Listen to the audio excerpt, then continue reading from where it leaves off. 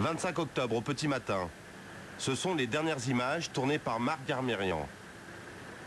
Dans quelques minutes, le convoi de l'Arche de Zoé et ses 103 enfants va rejoindre l'aéroport d'Abéché, dans le plus grand secret. Bientôt la fin d'une incroyable aventure. Avant le départ, un ultime stratagème pour déjouer la vigilance des autorités tchadiennes.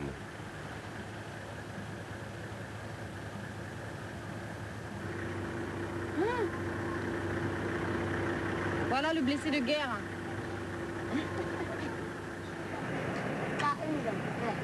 Qu'est-ce que vous faites, Nadia? On est en train de simuler des perfusions. C'est des fausses perfusions que je suis en train de poser. Donc on passe par une évacuation sanitaire. Pour évacuer ces enfants sans autorisation de sortie, l'association a décidé de les faire passer pour des blessés de guerre. C'est la dernière idée d'Éric Breteau, le président de l'association. Il ne sait pas encore qu'il vit ses derniers instants de liberté. Je refais le plan pour être certain que j'ai rien oublié. Dans 20 minutes, son projet fou va s'écrouler.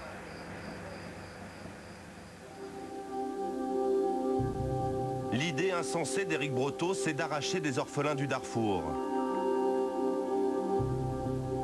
Une région à cheval entre le Soudan et le Tchad, ravagée par une guerre qui a déjà fait 200 000 morts et 2 millions de réfugiés.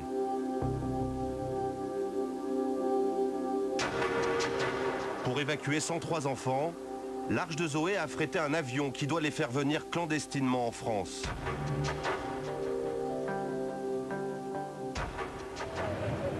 Cette aventure qui va tourner au drame, notre journaliste l'a suivie de l'intérieur. Mi-octobre à Abéché, à l'est du Tchad, la ville la plus proche du Darfour. C'est ici que l'association a installé son quartier général. Le projet d'évacuer des enfants a germé dans la tête de ce couple. Émilie Lelouch, 30 ans, ambulancière, et Éric Breteau, 37 ans, pompier volontaire. Originaire de la région parisienne, Éric a rencontré Émilie il y a 3 ans en Indonésie après le tsunami. C'était leur baptême du feu dans l'humanitaire. Depuis, ils ne se sont plus quittés. C'est lui mon chouchou. Au Tchad, personne n'est au courant du projet d'Éric et d'Émilie. Ces enfants supposés orphelins qu'ils ont récupérés, ils veulent officiellement s'en occuper ici, dans leur centre.